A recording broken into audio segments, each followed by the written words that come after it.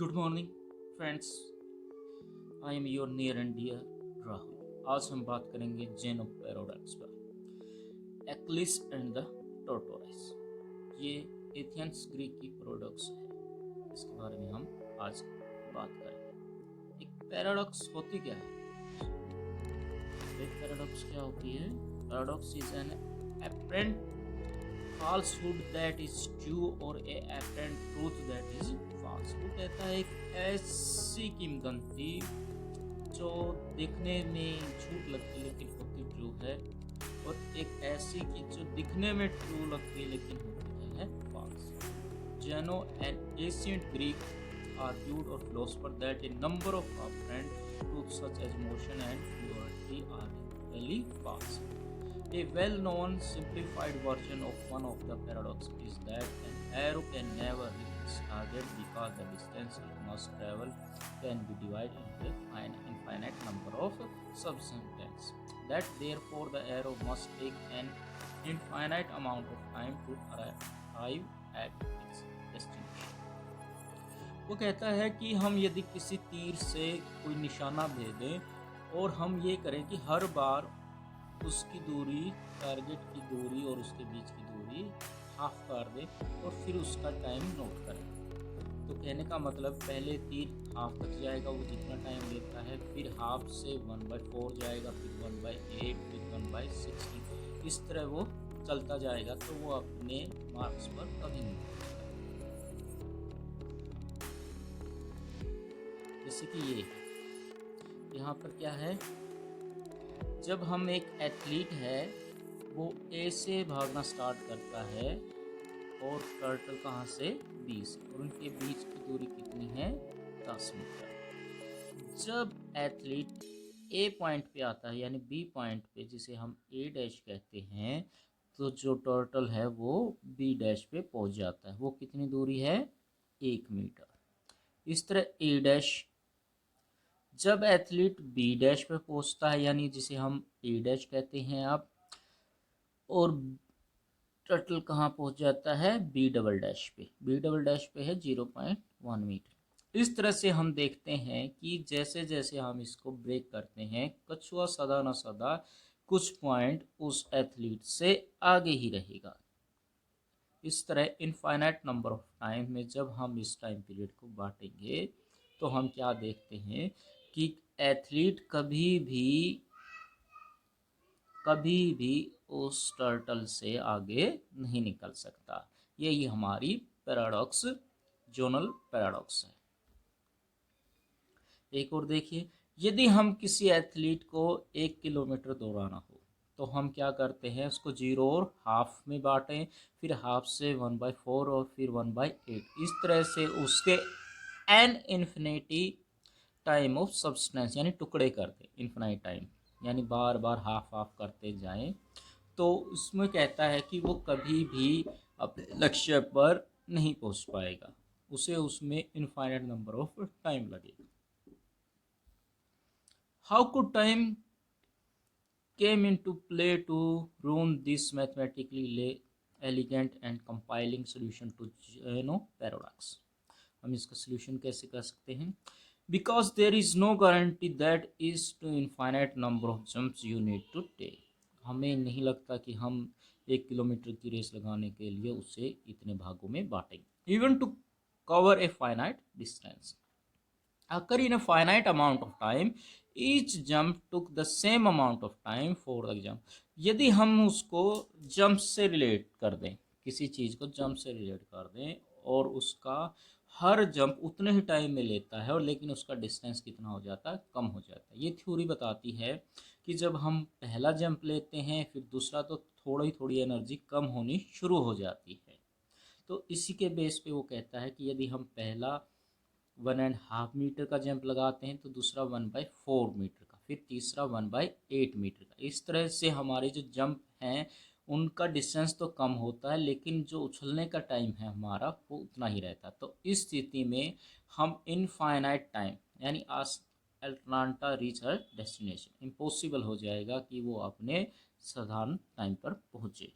जैसे ये इसमें वो कहता है कि यदि हम एक रास्ते को इनफाइनाइट नाइटा में बांट दें, एक रास्ते को छोटे छोटे अनगिनत भागों में बांट दें, जंप्स में बांट दें। यदि पहला जंप 1/2 मीटर का है, दूसरा 1/4 मीटर का है, तीसरा 1/8 का है, फिर 1/16 का है, और सो ऑन करते जाते हैं, तो हम देखते हैं कि अटलांटा वहाँ कभी भी नहीं पहुँच जाएगी जहाँ उसे पहुँचना है। जो एथलीट है वो कभी नहीं पहुँच पाएगी।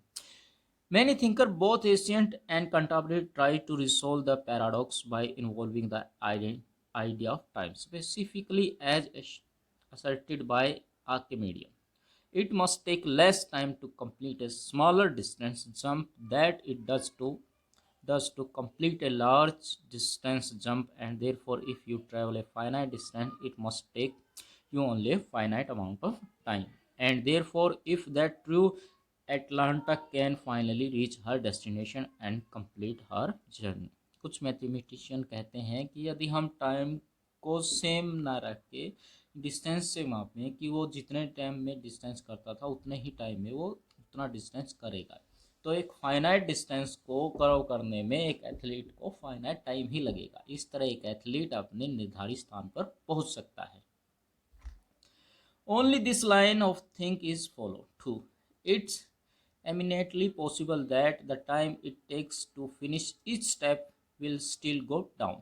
Half the origin time, and third of the origin time, and the quarter of the origin time, and fifth etc. But that the total journey will take an infinite amount of time. You can check this.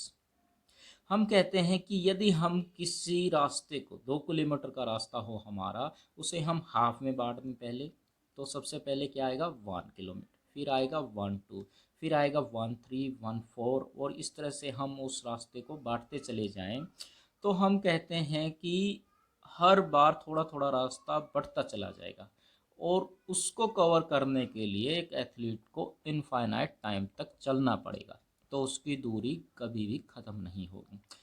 As it turns out the limit does not exist, जो limit है वो क्या होगी, exist नहीं करेगी। जो limit है वो क्या करेगी, एग्जिस्ट नहीं करेगी। यही हमारा इसका सोल्व करने का तरीका है कि जो सत्यापित होने 2 किलोमीटर का रास्ता था वो हमारा कभी पूरा नहीं होगा। अब आगे देखते हैं। Only this line of thinking is follow to limit does not exist. The oldest solution to the paradox was done from a purely mathematics perspective.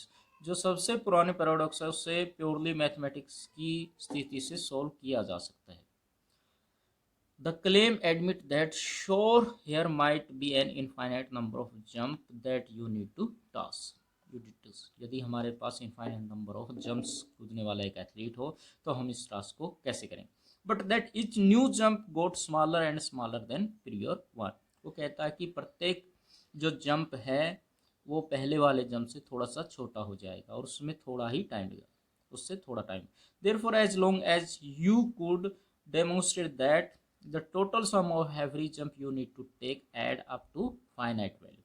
It does not matter how many chunks you divide it into. ये कोई नहीं कि वो एक finite और की तरफ ही जाएगा। For example, if the total journey is defined to be a 1 unit, then you could get there by adding half after half after half etc. The series 1/2, 1/4, 1/8 plus 1/16 does indeed converge to 1.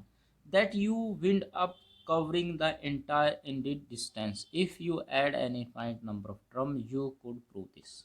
यदि आप किसी infinite series का जोड़ कर सकते हैं तो आप इस पैराडॉक्स को, जितने भी पैराडॉक्स हैं इनको सोल्व कर सकते हैं। तो यहाँ पर क्या आया 1, तो ये क्या हो जाएगा, उसकी एथलीट की दूरी पूरी हो जाएगी इसके अंदर। तो द सीरीज कैसे हो जाएगी, पर हम देखते हैं इस सीरीज के अंदर 1/2, द सीरीज 1/2 1/18 इक्वल टू 1/2,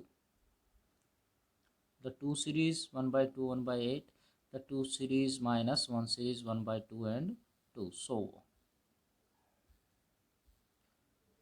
इसको भी देख सकते हैं हम, हाफ 1 का हाफ है, पहले ये फिर ये फिर ये फिर ये फिर ये, और फिर टोटल सम कितना आ गया इसका 1।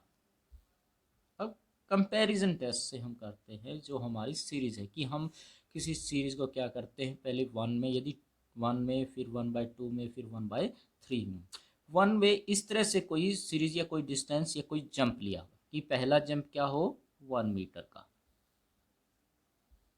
कितने का हो पहला जंप, यदि 1 मीटर का जंप हो, दूसरा 1/2 का, 1/3 का, और 1/4 का, 1/5 का, 1/6, 7, 1/8, 1/9, इस तरह से हम यदि जंप करते जाएं तो हमारा जो डिस्टेंस है और जो टाइम है थोड़ा सा कम तो होता रहेगा, लेकिन वो इनफाइनाइट टाइम पर जाएगा।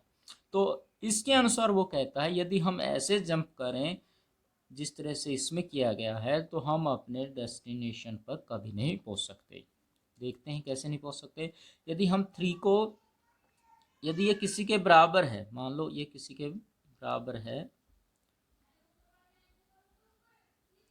यदि ये a के बराबर है, तो यदि मैं 3 की जगह इसका यूज़ करूँ 1/4 का, तो क्या होगा कि वो इससे छोटा हो जाएगा, क्योंकि 1/3 और 1/4 से बड़ा है।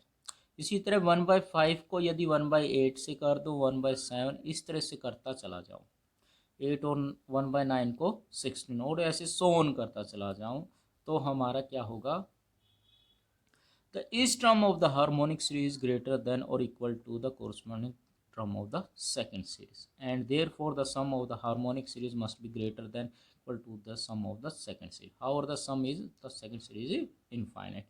इस तरह हम देखते हैं कि जो इस सीरीज का जोड़ है, जो इस सीरीज का जोड़ है वो क्या आ जाएगा हमारा इनफाइनाइट आ जाएगा। यदि हम उसको 2 से रिप्लेस कर देते हैं 1/2, तो ये क्या आ जाएगा, और वो इससे क्या है a, जो हमने माना था a के बराबर। यदि ये इन्फिनिटी से बड़ा है तो हम क्या कह सकते हैं, a क्या है इन्फिनिटी है, यानी हम उस डिस्टेंस तक या उस जंप, इतने इन्फिनिटी टाइम ऑफ डिस्टेंस का जंप करने पड़ेंगे कि हम अपनी सीरीज पर नहीं पहुंच सकते। यही पैराडॉक्स, जोनल पैराडॉक्स है। यदि एक एथलीट और एक कछुए को भगा दिया जाए और यदि कछुए को 1 किलोमीटर आगे खड़ा कर दिया जाए, तो जब एथलीट 1 किलोमीटर पे आएगा तो कछुआ 2 किलोमीटर पे चला जाएगा, और जब एथलीट 2 किलोमीटर पे आएगा, हाफ किलोमीटर आगे आएगा, तो कछुआ 1/3 आगे चला जाएगा। जब वो 1/3 आएगा तो कछुआ 1/4 चला जाएगा, और यदि वो 1/4 आएगा तो वो 1/5 चला जाएगा। इस तरह से कछुआ उससे सदा आगे ही रहेगा। तो इस तरह से एक टर्टल उस एथलीट से जीत जाएगा। एंड है, धन्यवाद। यदि आपको जॉन पैराडॉक्स का कुछ समझ में आया हो तो ये विषय सिक्वेंशन सीरीज में आता है, और ये कहाँ से आया इसका भी आपको अब पता लग गया होगा। यदि आपको वीडियो अच्छी लगी है तो लाइक कीजिए, शेयर कीजिए। Thank you.